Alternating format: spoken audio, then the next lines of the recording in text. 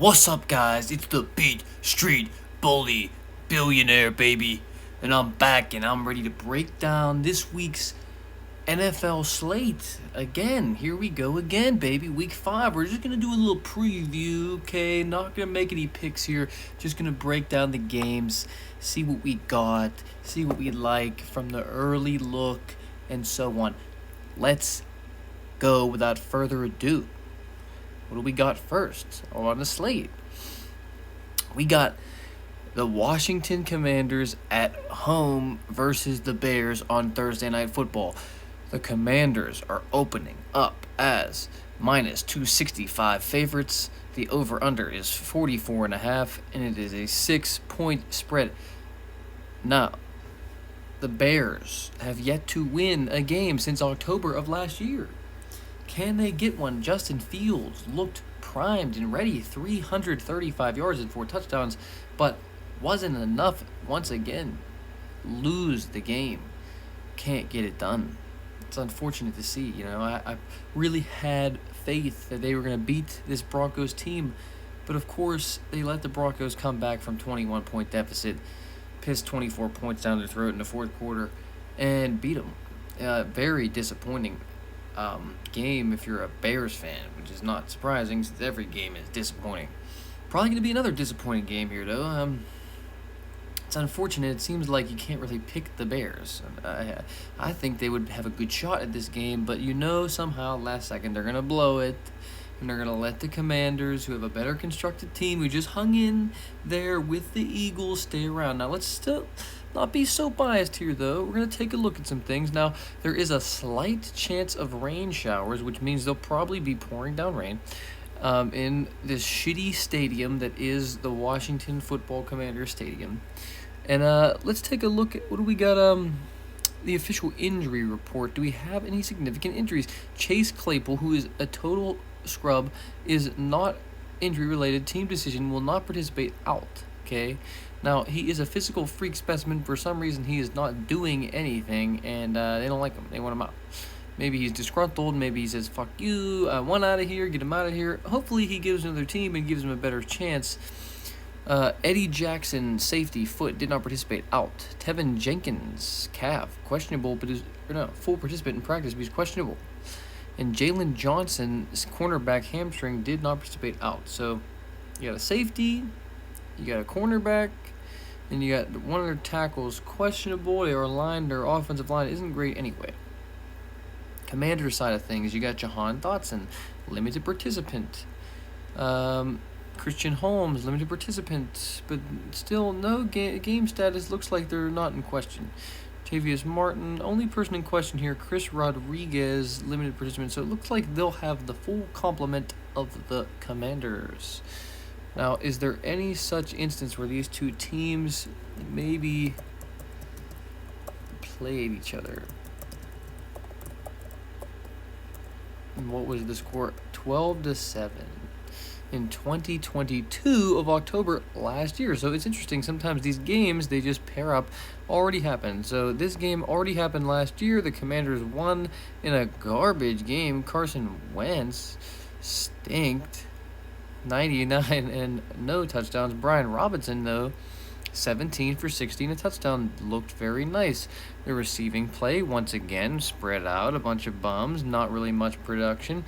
Terry McLaurin comes away with the most, only 43 yards off 3 catches. The Bears side, Justin Fields, 190 yards, touchdown, interception. He ran for 12 and 88. Okay, so I would say maybe watch out for him to have 50 in a rushing touchdown. It's probably going to be one of my best bets for Thursday's game. 50 in a rushing touchdown for Fields. He's going to break one to the house, put themselves in this game. I do expect it to be a little bit higher scoring than 12-7, just based on the fact that these defenses are not what they used to be here as of last year. 4 for 84 and a touchdown for Dante Pettis. So and 7 for 68 for Darnell Mooney. So I like that. So I expect Darnell Mooney to get involved. They haven't got him involved much. I think maybe he'll be more of a factor here. And you also get the complement of DJ Moore, which should be nice. If they can maybe get this Roschon Johnson rolling with this Khalil Herbert in the tandem, that could be something. But really, you want to see Justin Fields scrambling, running around, doing what he can do. If Sam Howell, though, comes out here and starts chewing, dinking, dunking, they run the ball with Brian Robinson, their defense plays pretty tight on that end, they should have enough to beat this Bears team. They're getting the first and second pick in the draft. If anything, they're probably tanking. So they lost to the fucking team. They were up 28 to just not the 7, pretty much. So how can you go with them, man? At home, Commanders. It's kind of obvious-ish, but I think it's gonna be a nail biter. Don't get me wrong, and I could see the Bears winning, but I'm gonna go. I'm not gonna make any official picks yet. This is just a preview.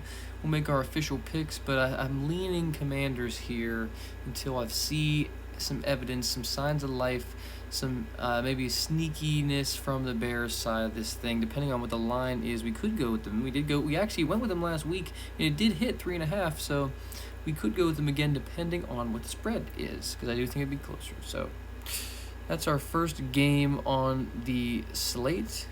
Next one we're going to talk about is we got a game that's going to be in London again. It's going to be the Buffalo Bills versus the Jacksonville Jaguars. Buffalo Bills coming in at minus 238 favorites versus the Jacksonville Jaguars, who stay in London for the week, and they are coming in at plus 195. Underdogs, 5.5 point spread, 48 point over under.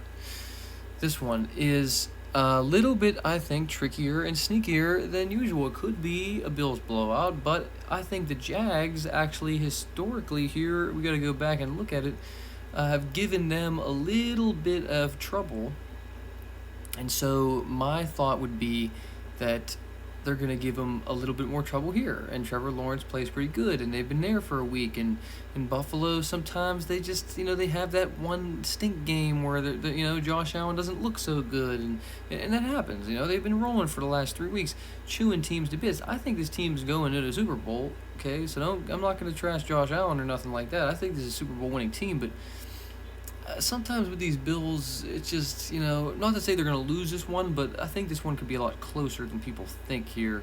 Jacksonville getting the edge, being at home. I think maybe Trevor Lawrence finally, Trevor Lawrence has been good. The rest of the team has been weak, so I'm not going to put the blame on Trevor Truth, because the truth has been real. The rest of the team needs to step it up around him. The coach needs to step it up.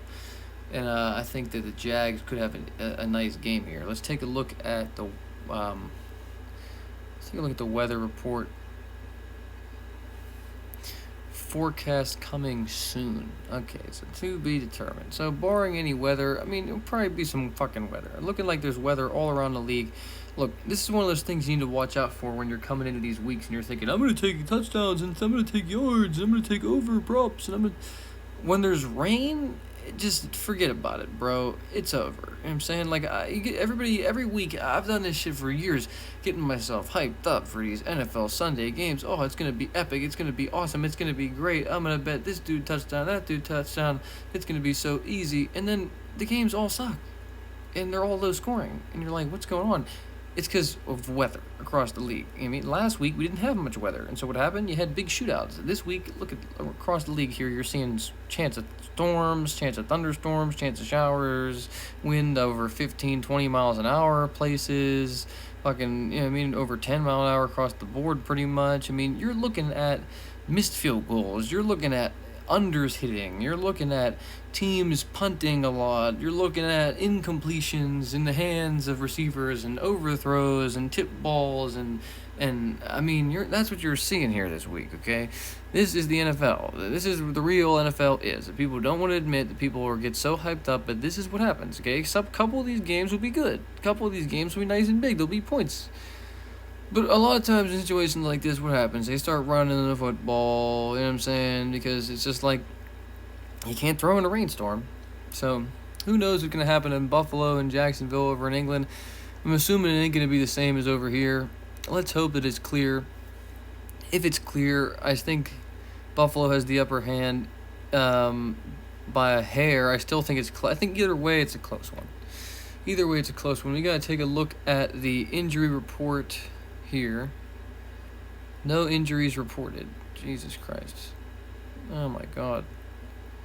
So we don't have a really updated injury report yet. Okay. Well, I guess we'll have a more updated injury report closer to the week. So when we make our official picks, we'll factor that in more, I suppose.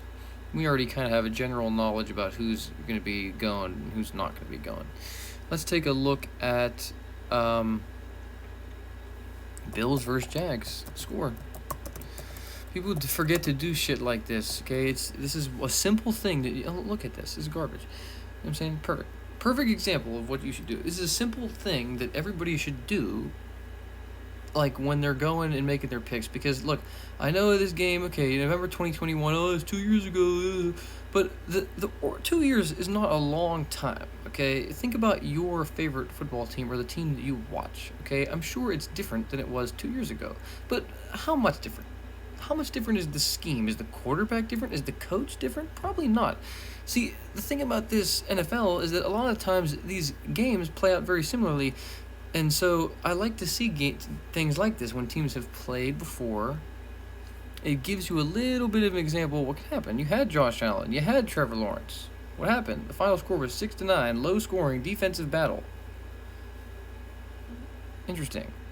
Josh Allen, 264, 2 interceptions, 31 of 47 attempts. He threw the ball almost 50 times, only completed it 31 times. No touchdowns. Josh Allen ran 5 for 50. Devin Singletary, 6 for 16. Zach Moss, 3 for 6. Now, obviously, they struggled running the ball. They are a lot more effective team at running the football now with this James Cook. So I definitely don't think they're going to struggle as much, especially when they're going to get this Damian Harris coming back. So I think they're going to be a lot more effective running the football. Josh Allen, running it too. Diggs, 6 for 85. Every week he's going to get his. They had Emmanuel Sanders going off for 4 for 65. No Gabe Davis involved. 0 catches in this game. They'll probably get him more involved. They've been getting him more involved recently, which is good. They need to get him more involved. Their tight ends, they should get involved here a tiny bit. Maybe there'll be one that goes off a little bit, has a touchdown. Okay, that's usually some shit that could happen, but it's looking to be a low-scoring game. Bills have a really good defense this year, just like they did maybe 2 years ago. Last year, they got all banged up and they were completely depleted. But 2 years ago, they were decent. They were pretty good defense. 6-9. Jags have a Josh Allen on their end. Defensively, what did they do here? They had 118 yards passing, only 26 attempts.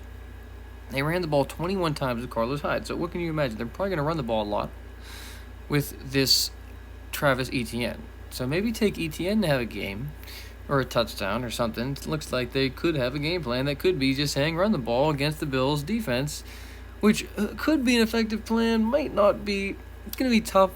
The Bills have really good coverage corners and coverage linebackers who can blitz and cover. They have a very well-rounded defense, probably the best or one of the best, most well-rounded defenses in football.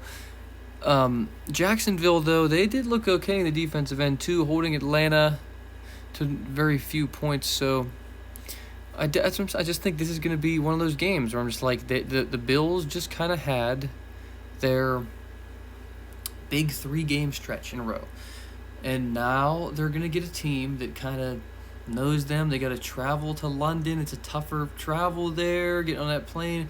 You're going to be more fatigued. They're going to be more ready. Their defense could be more well-prepared for you. They're going to have more shit dialed up. So I think that this game's going to be low-scoring, and I think it's going to be more defensive. And I think, depending on the weather, maybe Jacksonville could come up on top, but most likely going to be a Bills win. Looking like the Bills are just rolling, and they're going to be one of the teams to beat this year. So, I'm not really sure. Once again, you don't have enough information yet, but early look here, leaning Bills. Think it's going to be a low-scoring game. If you like that look, there'll be props to target for that scenario. It could be a shootout, but once again, I feel like it's more likely going to be lower-scoring games this week. This one being one of the most lower-scoring games of the fucking slate. I mean, what can you say? NFL football can sometimes be boring as shit. Okay, like this game. Hey, perfect example of a game that's going to fucking suck. Okay, my favorite team in the NFL, home dogs, the Pittsburgh Steelers versus the Baltimore Ravens. Okay, Steelers at home. Kenny Pickett hurt. Opening up at plus 160.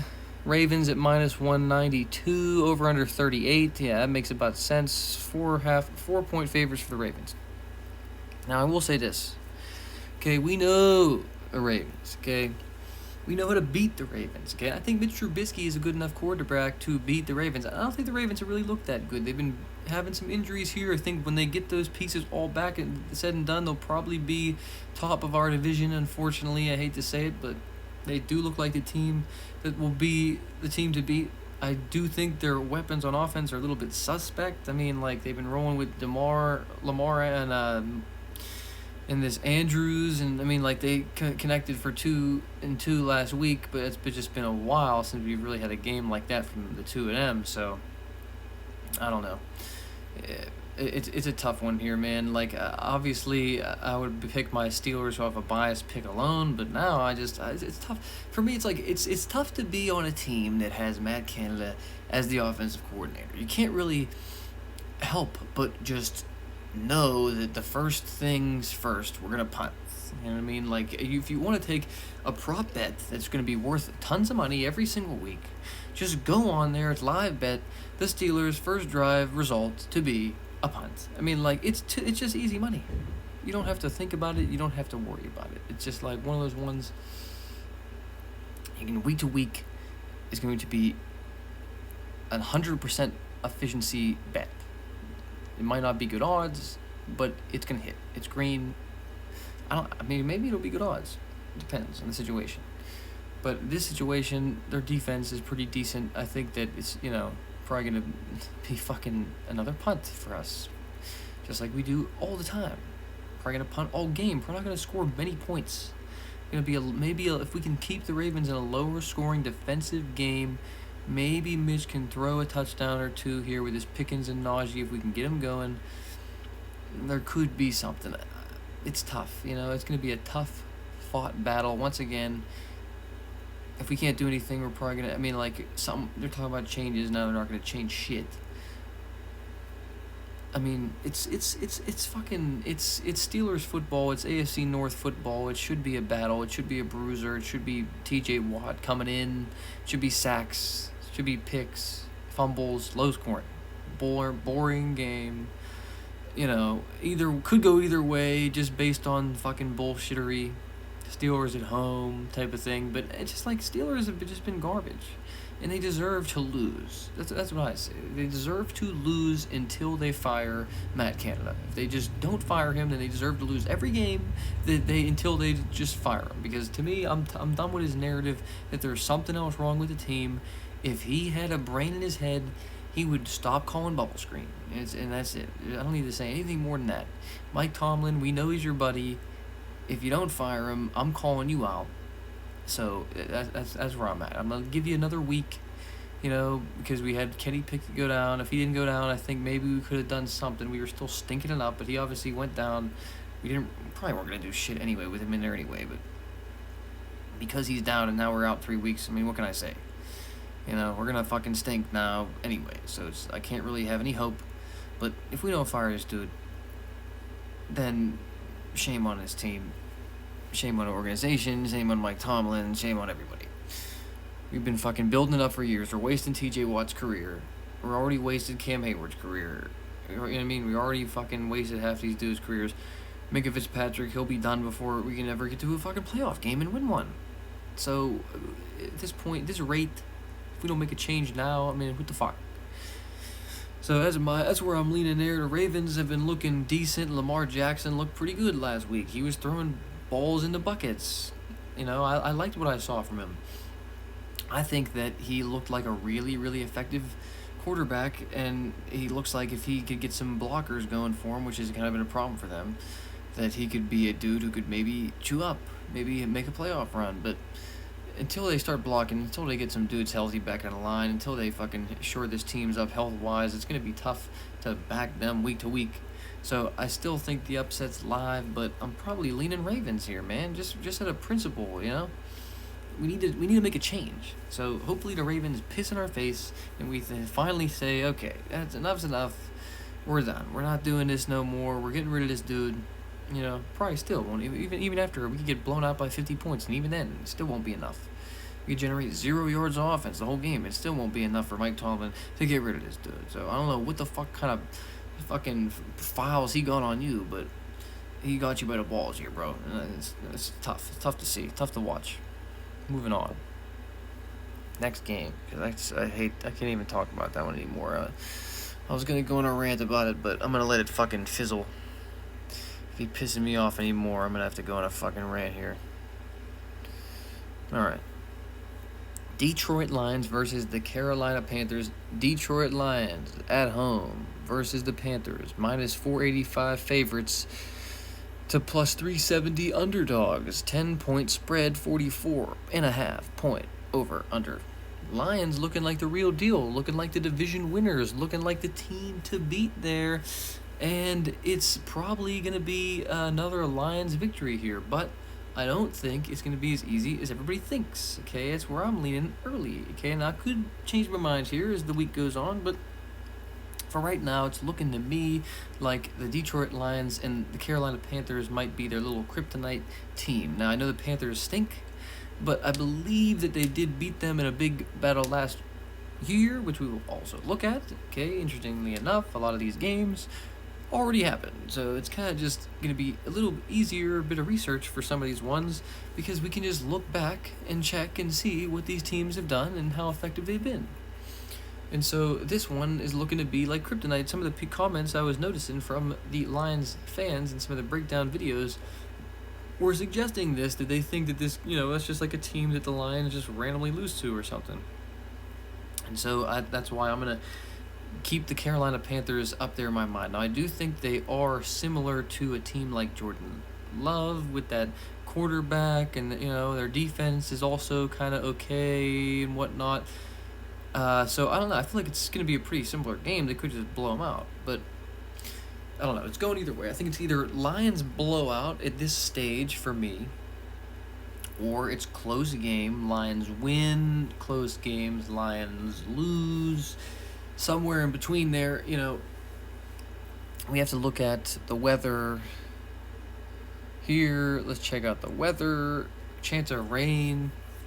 But I think they're playing in a dome, so it won't matter. With 19-mile-an-hour winds, so that should be okay. That should be fine. Now we're going to take a look at the injuries. Oh, that's right, we don't got none. So we got no injuries. But we can look at this game and see what did they do last year to beat the Detroit Lions. So Lions versus Panthers score. Lions, okay. Wait. No, preseason. No. What the fuck is this? Regular season. Why would I want to see any preseason game? Regular season, December 24th. Okay, Jesus fucking Christ, bro. They lost 37-23. They got fucking buried. We out of our skulls? He threw for 355 and 3 still, though. Damn. No rush game. Not 1 ounce of rush game. But DJ Chark went off for 4 for 108, no touchdown. 7 for 76, no touchdown. 1 for 56. They spread this ball all the way around. Zane Zylstra, 3 touchdowns. You would have been sitting here wanting to shoot yourself in the fucking head watching this game if you bet any fucking touchdown scores. Oh my god. Sam Darnold threw for 250 and a touchdown. Donta Foreman ran for 21 attempts for 165 yards and a touchdown on you, monks. And then you had Chuba Hubbard, 12 for 125. Sam Darnold with the rushing touchdown, and Raheem Blackshear with a 3-yard touchdown. DJ Moore chewing up with a fucking 5 for 83 and a touchdown. And the defense probably had to fucking chewed you up. So, I mean, That's fucking insane. 37-point burial in the face of the Lions, who are rolling. They won like every game after this or something. And so what the fuck happened? That's what I'm saying. It's like a kryptonite thing. You know what I'm saying? Like, why are you gonna get blown out by this shitty Panthers? Like, you tell me the Panthers were any better last year than they are now, or are they worse? What are they? What do you think? I don't know. I'm not sure if they're any better or any worse. You know what I mean? They might be worse than they were, and they might be better. I don't know, and who knows? They do got a rookie quarterback, and they had Sam Darnold in there last year, so I'm just like, they might be just fucking saying, I mean, I don't know, who fucking knows? So, this is going to be an interesting one, see how it plays out. 10 points, definitely too many. I say I'm leaning on the Panthers early, man, with these points. I mean, like, I could be wrong. I might have to change my mind, going down late, seeing, depending on these injury reports, see what's going, but still, I mean, that's just something that's interesting. I think the Lions should get the win, but maybe it's in a squeaker. Maybe they get it in a squeaker. Maybe they got unlucky in that game. Maybe they had a couple turnovers or something that went their way wrong, and this time they have a little bit better chance, but couldn't run the football. Probably won't be able to run it this time. Didn't get their boy Jahmyr Gibbs involved for whatever reason. Everyone's pissed about that. Now they got Jameson Williams back. They probably won't use him whatsoever either because they don't know what they're doing. My thing with the Lions and my problem with them is that they don't want to get these dudes involved. It's just like, you just drafted this dude and you were going apeshit ballistic like you just got God himself on your football team, and you don't want to give him a carry in the whole year. So I'm like, how about you unleash? I get David Montgomery because he's versus the Packers, and he played for the Bears and got shit on his whole career, and so you want to give him a little taste of some slappery, but still. End of that game, you couldn't have just fucking said, all right, David Montgomery, who's banged up and has a chest injury and an ankle injury and whatever, we're going to take you out of the game, and we're going to try this Gibbs and try to get him going and see what he can do. Because we haven't really seen him what he can do yet, his full capacity yet. So they didn't want to do shit like that. So I'm assuming more of the same. I'm assuming they're not going to get him involved. I'm assuming that's going to be a detriment to them. Because they need to get him involved. Because he's a fucking top draft pick. He's one of the best players in the league already. I mean, come on. And they're going to have this Jameson Williams, who's also a top draft pick. One of the first picks drafted. And what are they going to do with him? Nothing. You know what I mean? They'll probably get this dude Josh Reynolds more involved. Why? Because Reynolds has been playing a couple games. He's the veteran guy. He's got the call up. Like, that's how they do it with their stupid coaches over there. Same dumb coaches that thought that DeAndre Swift was no good because they didn't like his attitude. And you can't stop. Whoever that was, bomb. Okay, DeAndre Swift, bully. Okay, I want to hear about coaches. How do we know that you're a good coach of running backs? How do I know that? How does the running back know that? How does the elite tier running back you just drafted know that you are good at coaching him? He doesn't. He might think you're a total fucking bust yourself. That's probably what happened, no respect.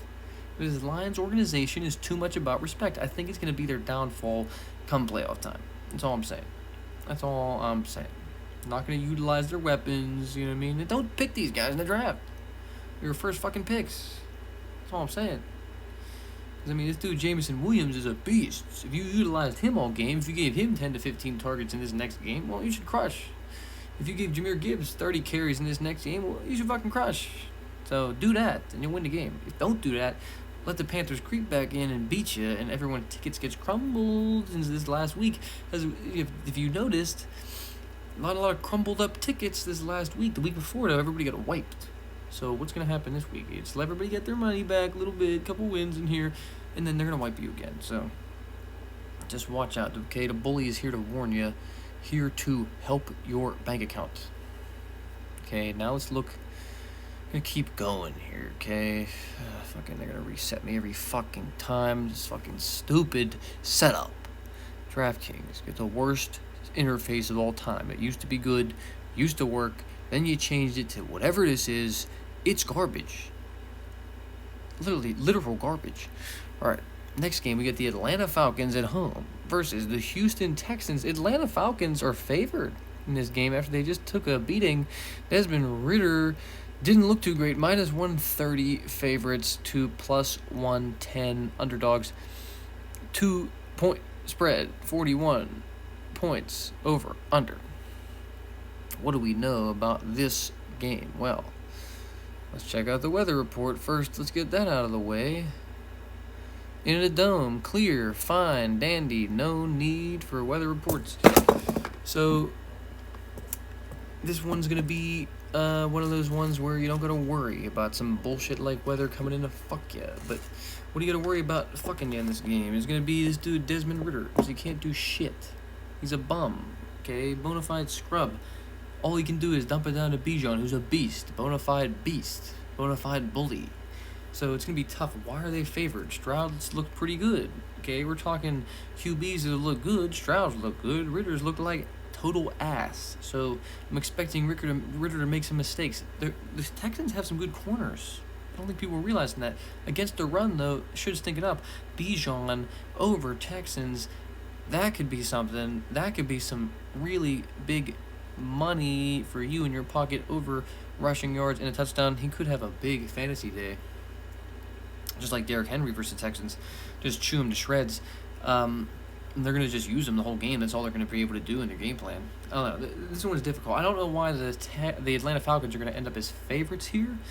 But I guess maybe they just see they're at home and they just don't know what to do with these Texans yet. I think the Texans are looking around into form as more of a real deal style team, but I'm not really quite into believing in all the hype yet, but I'm going to give them some props for beating up on a Steelers defense that is very tough. So I'm going to give them the props there. I think that they did a good job. And I think that in this matchup, Falcons have a pretty good defense too. They can bring some pressure. And they can get some good corners they can cover. So they do got some good areas in defensive-minded coach. But they're going to try to run the football too much. They don't get Drake London involved. They don't get Kyle Pitts involved at all. And because of that, they really haven't been able to do anything. You're going to draft a dude like Kyle Pitts, you got to use him. I mean, what are you doing? They just said he was one of the best drafted tight end prospect of all time. You're not going to use him. So I don't understand that. You see Drake London on the field. He looks absolutely fucking massive. I mean, the dude looks massive. He looks like he could just be one of the elite tier dominant receivers in the league just based on a frame and body size alone and athletic ability. But they can't get him involved. I mean, they can get Jonnu Smith involved. Who the fuck? I mean, where the hell did they get him? They pulled him right out of their ass. They can get him involved. They can get Bijan involved with dump downs and fucking handoffs and all that. They can't do anything else. So it's one of those things where it's like at least the Texans, they can throw the ball. Dameon Pierce is good to run the ball. They can play some defense. I'm not seeing why they're underdogs. I'm leaning more towards Texans. Maybe this is one of those ones that's just kind of like a, who knows? I mean, let's take a look. Do we got a history gambit here? History. I'm sure these teams have played before. Texans versus Falcons score. There's a preseason game? No. 1953 to 32. I mean, they took an absolute fucking hammer. Deshaun Watson, who's a very similar style quarterback to this Stroud. Man, this could be the Stroud fucking showout game of a lifetime. Holy fucking shit. Deshaun Watson, 426 yards, 5 touchdowns. Jesus fucking Christ. Carlos Hyde, 21 for 60 and a touchdown. But then this Will Fuller had 4 catches for 217 and 3. Remember that Will Fuller? He was a beast. And then you got DeAndre Hopkins, 7 for 88. Kiki Kuti, 3 for 72. I mean, they were chewing up all over the field. Darren Fells had 2 touchdowns. Maybe a little boy had 2. Both their tight ends were getting involved. So, yeah, I mean, obviously Deshaun Watson was a different animal back then, and they had DeAndre Hopkins, and this Will Fuller was elite before he got hurt. But, man, they beat up on a Matt Ryan squad. He threw for 330 and 3. They put up 32 points. Devontae Freeman, 11 for 30. I mean, how about a team put up 32 points, getting made look like a bunch of bitches? I mean, what the fuck? Matt Ryan, 3 for 7 and a touchdown. Calvin Ridley, 5 for 88 and a touchdown. Mohamed Sanu, 5 for 42. Touchdown. Remember Mohamed Sanu? Julio Jones, 3 for 42. Devonta Freeman. So this was a while back. This is a few years back here, man. But 4 years ago. But still, interesting styles of teams of play here. You know, maybe the Texans got something. I don't know. It's not really. This is maybe too long ago to really give me what I'm looking for. But if we're talking about a team that I'm going to be leaning here from the start, from the get-go, definitely lean in more Texans, man, after they just beat up on the Steelers, and the Falcons just kind of lost in a shitty game over in London, flying back, maybe fatigued. I think it's just, I don't know. There's something to it. I think why are they opening up as favorites? I think by the time we get there, more people are going to be going in. If they're not, I think maybe that's a game that I'll be sneakily attacking, maybe just staying away from it, a pure what the fuck is going on here. So that's my thoughts on that one. So we're gonna. All right, next up on the slate, let's look at the next game here, and we got the Patriots versus the Saints, and we don't even need to talk about this one, dude. I mean, look, I get the Saints' offense hasn't been doing much, but the Patriots fucking suck. Okay, Patriots might be the worst team in the league. Okay, and here's why. I'm gonna tell you why. I got a nice little presentation for you. Look at this 1-point spread. I love these 1-point spreads. They always end up being either blowouts or like fucking last second shootouts. 40-point over under. Yeah, this one should be flipped. Stop. Patriots favorite after that. Stop. I mean, look, I get they play the fucking Dallas Cowboys, but just bear with me here. Just take a look at this shit. I mean, you're Mac Jones, okay? This is Mac Jones, okay? On this big sack, okay, by the, I don't even know who fucking brings him down, bro, but it's a vicious blow. 2nd and 12, we got a 10-3. It's 10-3 game. You're in the game. In the second quarter, okay? Look at this awareness from this dude, okay? Now, look where this dude's at right now. Now, he's come running at you. By this time, you know he's on you now. I mean, like, look where he's at. And I just want you to take a look at what Mac Jones is doing here if you can't see very clearly. Mac Jones is... Here's the result, yeah. Mac Jones is pulling his arm back to take a pass. I want you to see this. I want you to see this in slow motion. Did I do this right, or I just get him getting crushed? I might have just had him getting crushed. Damn, I should have had the arm back a little bit. But if you can just see here, like, it's pretty obvious, bro. This dude is on you, right? Mac Jones hasn't pulled the ball back yet. Okay? Right here. He hasn't pulled the ball back yet. Go to the ground. Just go to the ground. Next frame. He's trying, look at the shoulder. Look at the arm. He tries to pull back the ball as if he's going to be able to throw it. And then he gets absolutely fucking destroyed. Look at that. Look how he ends up. But we're going to show you ball. Now the ball comes loose. Now he's like, fuck. But now look at this. He grabs him by the wrist. He got a full lock on that wrist, bro. Because this dude, Mac Jones, has been playing dirty. So these dudes have been coming for blood, I guess, on this dude. And so he got a full wrist lock. Full wrist. All he does, boom, he goes right to the ground, just keeps holding that wrist. Mac Jones, look, he's going for the ball. I'm trying to get it. He's trying to get it. Look at him. Then he falls. Look at him rolling. Look. And then, oh my God. And then, oh my God, no. Oh, then look, he wraps his fucking whole body. Now he's got the other hand wrapped on him, and he's fucking just smashing him down. He's just smashing his face into the fucking grass. And then look, he's got him even more. Look at his feet. Just hammering that body down. Look, there's the back view. Just crushing. Feet flipping all the way back over. Oh. Wow.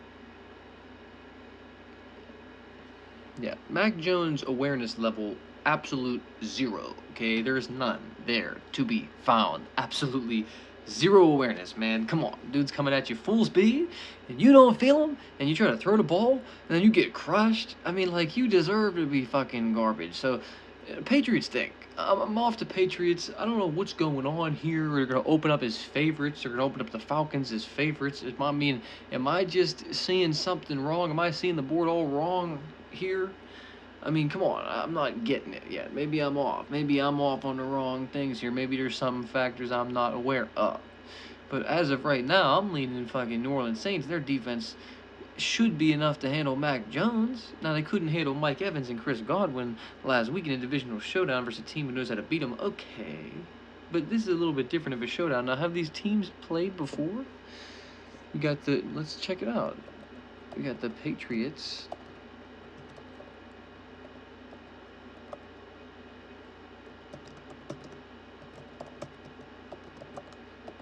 Defensive game. They're a defensive-minded team. Belichick knows defensive-minded teams.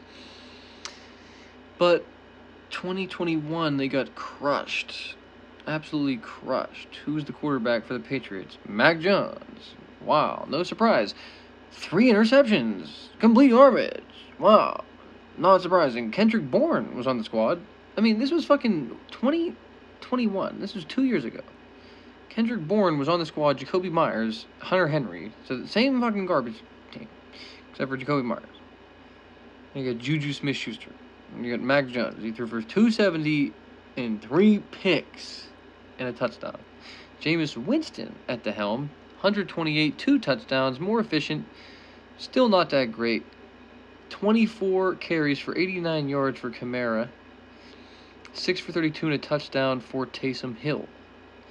Marquez Callaway had 4 for 41 and a touch. Kamara had 3 for 29 and a touch. Marshawn Lattimore with the pick. Malcolm Jenkins with the pick. B.J. Williams with the pick. So they were picking you off. Probably had a pick 6 to the fucking house on your ass. Most likely. 28-13 final. Probably was a fucking pick 6 to the house on your ass, Mac Jones. So I'm assuming a bounce back for the New Orleans Saints. I'm leaning bounce back. We're not quite there yet. We'll get to it. Don't worry. We'll have our picks all dialed up. We'll have your billions ready to go. But for now, I'm leaning Saints until we hear the whispers of why Patriots may have a shot. Because you know Belichick always got something up his sleeve, baby. You know what I'm saying? All right. So we're going to go to the next one on the slate. Come on, you fucker. Okay. Next game on the slate, Miami Dolphins versus the New York Giants. Another absolute burial looking to ensue. 11 points, though. It's a lot of points. But is it enough? Because the Giants, another team that also fucking stinks. Okay, they're fucking garbage. And it's mostly because they don't have Saquon and Andrew Thomas. But if they had those pieces back, I don't know if it would be much better, but it would definitely be better than this. So I'm going to just give them a pass for now because they don't have those pieces. Miami Dolphins just got beat by the Bills. Rambled, okay, coming off a little bit sketched off, okay, but they still did drop 70 pieces the week before. So I'm going to give them the benefit of the doubt in a divisional matchup versus the Bills and say that they're going to have a shot here, okay, to absolutely bury this team, just like the Seahawks just did. So let's take a look. We got any weather or anything like that in Miami? Slight chance of thunderstorms. See, this is what I'm saying. Tricky shit like this is what we're talking about as factors that could potentially affect games. Now, have these teams played before? We like to look at that too. If it's been recent, Giants versus Dolphins. Score. We got anything? Okay, last December, 2 years ago, the 20-9 victory. In a lower scoring game, they would have been an exact coverage of the spread. Interesting. Tua Tagovailoa, 244 and 2 in that game. Jalen Waddle, 9 for 90. Yeah, I'm looking for a Waddle game, and I'm seeing a Waddle game. But of course, they got Tyreek Hill, so that's going to be tough. Devontae Parker, Mike Gesicki, Albert Wilson, all across the board. They spread the ball even and out. But 9 points, and they had Saquon. And they probably had their guard And they probably had fucking tons of dudes. They had Evan Ingram and Galladay and dudes. So, yeah, Pharaoh Cooper. So they didn't really have a good core. Mike Glennon was the quarterback, though. So, I mean, an upgrade with Daniel Jones, but not much of an upgrade. 187 and a pick. So, what do we know about this team, the Dolphins? What do they like to do? They like to throw the ball to Tyreek Hill. He likes to be open all game. Jalen Waddle, same thing. Giants defense, Swiss cheese. Okay, they can run the ball with this A-chain and this Mostert. They switch it up. They like to put them both in the backfield at the same time and then hand it off to one or the other, and it tricks up the defenses. It's hard to know who's going to go to Mostert or going to A-chain. You don't know. If it goes to one, it doesn't matter who goes to. Whoever it goes to, you're burnt. You know what I mean? And if it don't go to one of those two, then he's dropping back. He's going either run play option or he's throwing down a fucking strike at Tyreek Hill or Jalen Waddle. I don't see how they're not just chewing and dinking and diving and going right back to being one of the best teams in the NFL, which is what I think they are. And, yeah, I think they're just going to go right back. I think I'm leaning Dolphins. It's going to be a pretty easy one here. I don't know if they cover 11. I just always feel like those spread coverages are such shit. But, I mean, they should just bury him. You know what I mean? But for some reason, if a backdoor cover comes in, don't come crying to mommy because you're betting plus or minus 11s. You know what I mean? Just you can go in there and bet other props because you know that the Dolphins are going to chew. You don't have to sit there and bet the minus 11. Go and bet some props. Okay? That's all I'm saying. If you know what they're going to do, then bet it. Duh. Simple. That's how you make billions. That's a billionaire made billions, bruh. Okay? It's very easy formula. Miami Dolphins. What are we going to have? We're going to have some Jalen Waddle involved. We're going to have some Tyreek involved. We're going to have some running backs involved. Okay, there's 4 dudes who can get the ball. Get one of them, pick one of them, get some money. Okay, let's go. Moving on to the next one. We got the Indianapolis Colts versus the Tennessee Titans divisional showdown. It is a practical virtual coin flippery with the Colts as a plus 142.5 point spread. Over under. Do we got weather in this one? They play in a dome at Indy, so should be okay. Let's talk about it. Well, you got Anthony Richardson is back. He looked real good, but he's still a rookie, and rookie QBs don't tend to win a lot of games. It's just plain and simple how it is. It's good to bet against rookie QBs. They just don't win a lot of games in the NFL historically, okay? This could be a game, though, that they could win because it's a divisional matchup versus Mike Vrabel, who I think is a bum coach. I just heard somebody say he thinks he's one of the best coaches in the NFL. I would disagree. I think he's one of the worst coaches in the NFL, and I think the fact they're still rolling with Ryan Tannehill is fucking disgrace. You had a couple games where they played some shitty teams, and they were able to utilize Henry, but trust me, I know this team. I know how they fucking use Henry. I've been screaming at the TV for too long. They don't use Henry enough, okay? And so a situation like this where you think they're going to use him, they won't use him, and that'll be their downfall. Any game they don't use him, any game they don't get him over 100 and a touchdown will be their downfall. And so I'm going to say that this could be one of those games where maybe the Colts bring some pressure. All of a sudden, they're stuffing Henry early on a first and down, and now what happens? They don't go to Henry. They put Tajay Spears in the game, and then what happens? You know it's going to be a pass. Now, they have some better help now with DeAndre Hopkins and Treylon Burks. And some other pieces is Nick Westbrook or Keeney. So they got some help, okay? And the tight end looks pretty big and bullyish, to say the least. But Mike Vrabel, total scrub. Need to be starting Will Levis coming up. Ryan Tannehill bound to get sacked. And Derrick Henry bound to get underutilized in a game where he should be the number one player on the field. Not Ryan Tannehill dropping back. No, it should be Derrick Henry centric, just like it was last week. But you know when it works one week, they won't use it the next week. Especially in a game situation when they're losing, and all of a sudden they'll be willing to fail all on a Westbrook or Keeney or a fucking tight end blast. And it won't work because you got Ryan Tannehill. So I'm leaning Colts, but it's tough because of the fact that he's a rookie and because of the fact that Derrick Henry could annihilate them. And I love Derrick Henry. He's my favorite player in the NFL. So if I'm early looking at it's coin flippish to me, you know what I mean? But I'm leaning Colts because I think that there are going to be a lot of heavy blasters on the Titans, and the sports books are calling it a coin flip. So if they're calling it a coin flip and people are all leaning Titans, then I'm going to say there's a chance that the Colts could win this game. maybe a lot bigger than most say. So right now it's an early lean, just because I just hate Mike Vrabel and I hate their offensive coordinator and I hate their quarterback. I mean, but I love Derrick Henry. I think the whole team needs to be revolved around Derrick Henry. So if we can get the whole team revolved around Derrick Henry, then we can win games. We can be the best team in the league. We can be one of the best teams. They were the 1 seed 1 year, and they leaned Henry all year.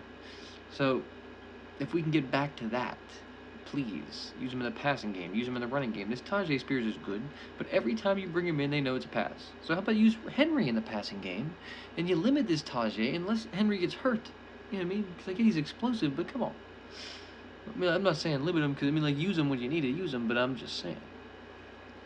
You need to use Henry more, and get him going, and keep him trucking as the game goes on, because he's unstoppable. You can't stop him. So that's how I see it. When players are unstoppable, you don't try to you take them out of the game on 3rd down and short to throw a pass. You don't do that. You leave him in. You know what I mean? You try to use him.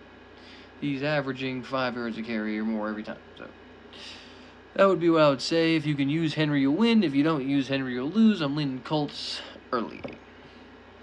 Next one on the list, we got the Arizona Cardinals versus the Cincinnati Bengals.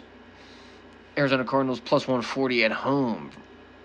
3-point spread, 44.5 point over under. This could be an interesting one. The Bengals coming off a brutalizing loss. Cardinals at home, should be good weather there in a dome, clear. Yep. Yeah, I mean, Burrow looks like mud. Plain and simple, he's mud. Don't hate to say it, love to say it. Hasn't been able to get anybody involved. Their offense is worse than the Steelers' offense, which is good. Keep that down at the very bottom. Somehow they're worse than us, so that's always good to hear. But this one, I think they're gonna have a better game in this one. I think Josh Dobbs, they got him more schemed up. He's gonna play more like Lamar Jackson. And I think they know how to play against that.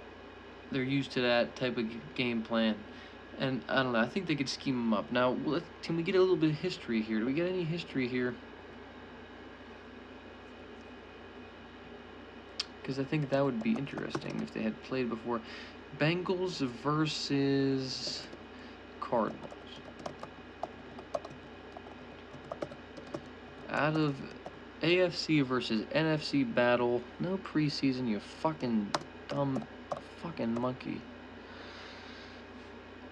Regular. Ooh, okay. This is a close one. 26-23 victory for the Cardinals 2 years ago. Kyler Murray, 253 yards, 0 touchdowns, 0 interceptions. Ran for 93 and a touchdown. David Johnson, 17 for 91. Chase Edmonds, 8 for 68 and a touch. David Johnson, 3 for 65 receiving. They had Larry Fitz, Pharaoh Cooper, Charles Clay. They spread the ball around. That's kind of what they do now. Still more ground heavy than spread the ball around. Rushing quarterback style thing. Andy Dalton, pretty much the equivalent to Joe Burrow, 262 and 2. Joe Mixon, 19 for 93. Yeah, see, Arizona, they let up a lot of yards to Christian McCaffrey last week. Could be a Joe Mixon-centric game. Tyler Boyd, Jesus fucking Christ, 10 for 123 and a touchdown in an absolute shred game. They didn't have anybody else. But man, Tyler Boyd, he's on the waiver wire. I might have to scoop him. Damian Willis, boom, Auden Tate, 3 for 26 touchdown. So, okay, close game. That's what I'm saying. Very close game. Win for the Cardinals. Bengals started 0-5 that year. Jesus fucking Christ, garbage. Bengals starting 0-5 this year probably. Bengals stink, okay? Bengals fucking stink. Okay, whoa, who said it? I said it. They suck. They fucking suck. Good. They should suck. But this one, I think they're going to win in a close game.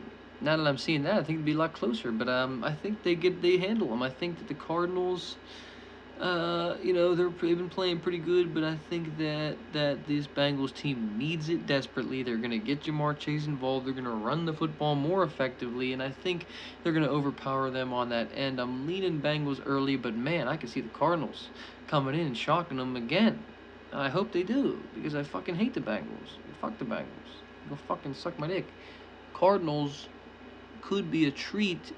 I would love, that'd be a heart bet. Bet with your heart, bet the Cardinals. So, we're leaning on the Bengals, but man, I would love to see the Cardinals win that game.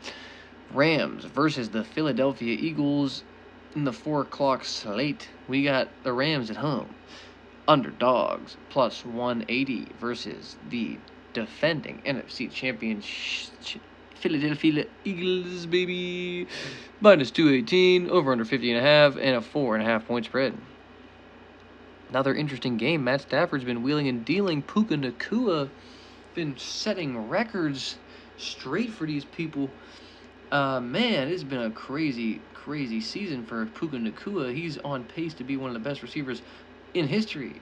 I mean, what the fuck is going on with this dude? He's just chewing. Matt Stafford just wheeling and dealing. But their defense, not great. They got Aaron Donald, though, and that helps. But I think that the Eagles are obviously going to overpower them here. I mean, we're leaning Eagles early, obviously, you know. But, I mean, what is there much to say? The Eagles, what do they like to do?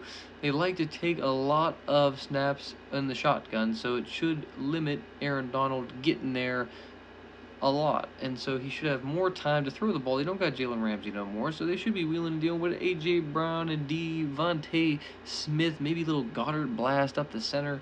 I mean, he could just be having fun with it. So, I mean, I don't know. The Eagles should come out alive again. They just had a nice close squeaker. Now they'll be more ready in LA, in the Dome. I mean, they're just going to be live again every week. This team, their defense comes alive. Jalen Carter now wrecking it up. Hassan Riddick just got his first sack last week. Now he's chewing. They're coming back. They're coming alive. I think they're going to get going here a bit. Maybe have a nice dominant victory to a team that just let the Colts pretty much almost come in and beat them in overtime if they had a big lead on them. Now, that being said, we're going to take a look at see if I'm assuming these teams have played in the last year. Maybe even in the playoffs. 37-19? Jeez. Jared Goff, 263 and 3 touchdowns, no interceptions. Darnell Henderson, well, this is the weaker Eagles team. 12 for 81, a touchdown. Robert Woods, 3 for 19, a touchdown. Cooper Kupp, 5 for 81. Tyler Higbee, 5 for 54 and 3. Should I pick up Higbee? Jesus fuck. Van Jefferson, 4 for 45. They had a pick. Now let's see. What did Jalen Hurts do? No, they had Carson Wentz. Okay, so we had a different team here. Carson Wentz, this is a different landscape here over this time of year. Carson Wentz, 242, 2 interceptions. Miles Sanders, 20 for 95 with a touchdown. Carson Wentz with a little rushing touchdown. That's very fucking Jalen Hurts-esque. But other than that, I mean, they had Deshaun Jackson still, Zach Ertz, Jalen Reagor, Miles Sanders. I mean, come on, the only guy they had was fucking Dallas Goedert. So, I mean, this is not the same thing, but here it was 3 years ago. Similar type of offense. McVay can dial it up. Don't underestimate Sean McVay. I'm telling you, the scheme beats everything here in this NFL, and Sean McVay got the scheme dialed up. And I'm telling you, these teams like the Cardinals and teams like the 49ers and teams like the Rams, I'm like, they just got these schemes dialed with these young-minded head coaches. Teams like the Dolphins, teams like the Chiefs, you know, teams like the Bills now, you know, and like they're dialing up schemes. You know, there's teams that they're dialing up offensive schemes that are tough to beat in this NFL today. And and you got Matt Stafford dealing, so do not count them out. I think the Eagles have been a little weaker than they were last year. They are undefeated, so maybe they get brought back down to earth to a team that shouldn't beat them in this situation. That's all. Don't count it out. Don't look both ways, you know. This is one of those ones I'm leaning Eagles, but man, if we get some more evidence, some more advice, maybe sometime there's a game, they almost just got shocked by the Commanders. Maybe in a situation where this team, McVay's already seen them, they saw a different look of them, that's all. Maybe we got something, you know. Now, I don't know. But maybe we got something with that. So let's take a look. We're gonna move on here. We got the Minnesota Vikings at home versus the Kansas City Chiefs. Another interesting game. Minnesota Vikings finally winning a game last week. Plus 170. Home dogs, 4.5 point spread. Over under 53 points. This one is going to be played in a dome in Minnesota, so you'll not have to worry about the weather, which means could be another big shootout. But worried about the Chiefs here, guys. I'm not sounding alarm bells yet, but I'm worried about the Chiefs. Pat Mahomes could have his big breakout game this week, though, versus this shitty defense, but they do bring a lot of pressure. And honestly, they don't have a lot of receiving options right now other than Travis Kelce. So unless Travis Kelce comes out there, which is obviously live, and has a big, massive day, 100 yards, 2 touchdowns, choose, which I could easily see happening. If they shut him down, man, Minnesota's live to win this one, bro. I mean, come on. They can put up points. Steve Spagnuolo's defense has been very, very effective this year with the Chiefs, so I will give them that. I think the Chiefs that's been their bright spot, but the bright spot has not been Pat Mahomes. It's been this defense. So defense keep them in it. They should get to Kirk Cousins a little bit. I think somehow this ends up more of a lower scoring one, but it could be higher scoring depending on how these teams go back and forth at it. If for some reason they're going back and forth, all of a sudden now this thing opens up in the third or fourth quarter late. People get tired. Now we're getting like a 28 to 20, 4 battle or something, or a little bit higher maybe. Who knows? So I don't know. I'm leaning a little bit lower scoring defensive battle here. But Justin Jefferson live to chew you up in the secondary. I mean, man, they got Justin Jefferson, Jordan Addison, T.J. Hawkinson. They got this Cam Akers rolling now. They got weapons on offense, okay? They got weapons you can name that are going to do good.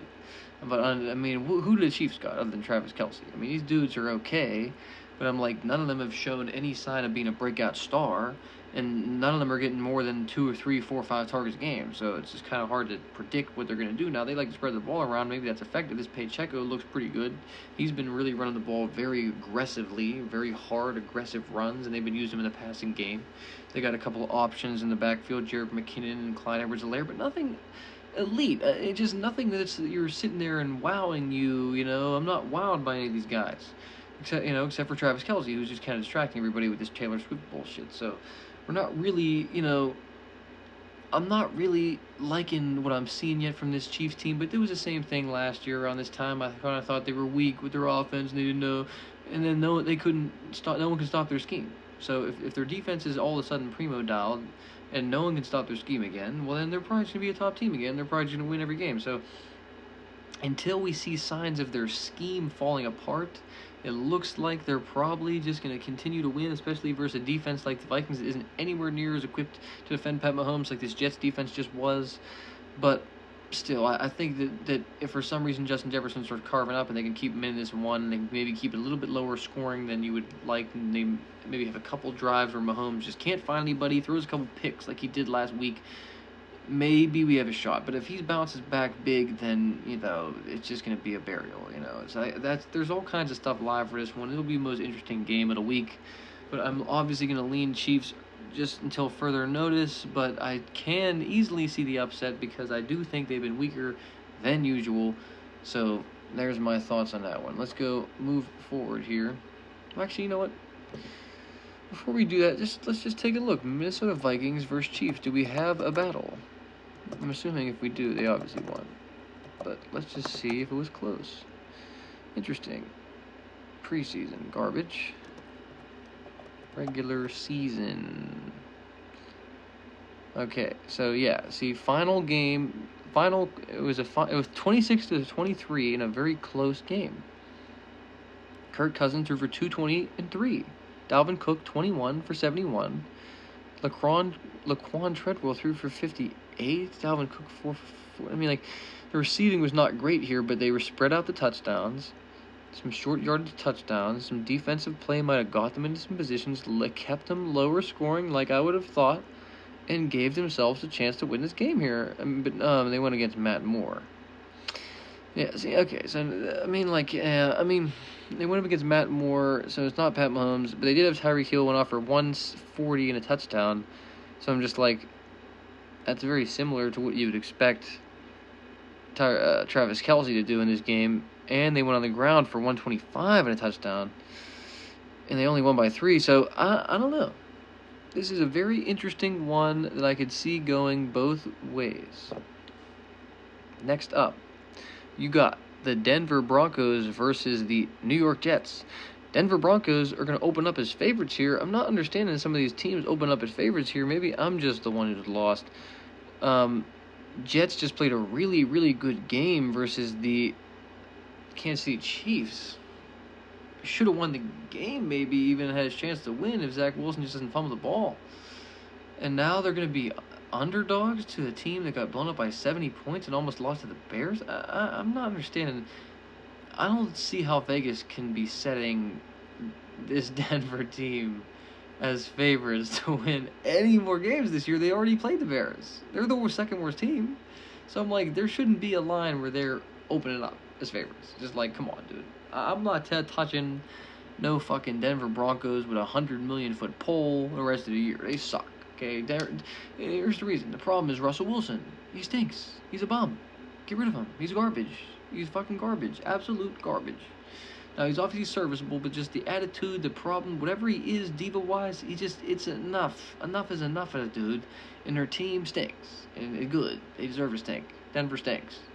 So they're going to continue to stink. Patrick Surtain looks like he's getting chewed up by every scrub in the league. And he's supposed to be the best corner. So what do you got, Denver? What do you got for me? Open up as favorites at home. Quit it. I don't think so. I'm not seeing it. And I would say I'm leaning Jets. Jets got Sauce Gardner rolling. I think, if I'm being honest, as I'm saying, a +1. I mean, I'm not taking +1. I'm just taking the money line if I'm going to take anything. I think Zach Wilson looks pretty good compared to what we've been saying about him. He looked all right. He looked like he was about to go beat the Chiefs. And they have a really, really, really tough defense. And so I just think there's something there. Now he gets this team that's shitty as fuck on defense. Maybe Garrett Wilson has a big game. Maybe Breece Hall has a big game. Choose him up on the ground. And just their defense carves. Sauce Gardner's shutdown. Russ Wilson throws picks and gets sacked all game. I mean, like, I think this could be burial Jets. I mean, like, I don't know. I'm leaning Jets here early, bruh. I think it's kind of easy. Now let's go. We're going to go to the Sunday night game here. We got the 49ers versus the Dallas Cowboys in a big-time battle of the NFC. In the playoffs, 49ers pissed in their face. Can Dallas get right? That's a tough question. A tough ask. I'm not sure. I don't know. I don't know. I'm having a tough time seeing it, okay? 49ers looking like the best team in football. Christian McCaffrey chewing up every single week. All they have to do is throw it to Brandon Ayuk because they're too busy worrying about Deebo Samuel and George Kittle the whole time. Brock Purdy is just undefeated. He can't lose a single game, and he's throwing every single ball as a completion. Perfect passes, perfect passer ratings every week. I mean, what can you say? This team is dialed up on all ends. Linebackers can cover. Cornerbacks can cover. They can rush. They can blitz. They haven't even had turnovers this year, and they're one of the best ranked top defenses in the league. They haven't had their turnovers yet. Well, you already know they're coming versus Dak Prescott. Okay, here, I'm going to show you a little bit of Dak Prescott, okay? Here's Dak Prescott for you, reading the field, okay? Here's Dak Prescott loading up. Now, I want you to take a look at this Jake Ferguson in the middle of the field at the red line. Now, they just got to get to the red line. Now, I know they're up 31-3, but still, just look how long. We're going to go to the next frame. Plants the back foot. Look how long this takes. Now, look, I get he's looking for something, and now at this point, he sees the pressure coming. But you don't know you don't have any awareness to know this dude's here. You got the other guy on his heels. Now, look at this frame. Boom. Now the dude's coming at you, but this dude's wide open. He's wide open. Now, obviously, you can't get to him now because you're about to get sacked. What happens? Avoids the pressure. This dude's clapping his fucking hands. Clapping his fucking hands. Right here. This is the moment where you should be using your physical agility to turn to this guy who's clapped in your face and throw it to him across the red line, okay? Instead, he's going to sit here and now get fucking obliterated by this random dude who's not even fucking... He wasn't even anybody who was coming at you at any point. He was blocked. This dude right here. And now he obliterates you. And for the sack. I mean... It's just silliness like this that just makes you question this Dallas's offense. I mean, I get that they're not doing anything. They don't really have anybody. They got CeeDee Lamb, and that's it. Tony Pollard's kind of weak. Okay? I mean, I like their other guy on the other end, Gallup. He looks good.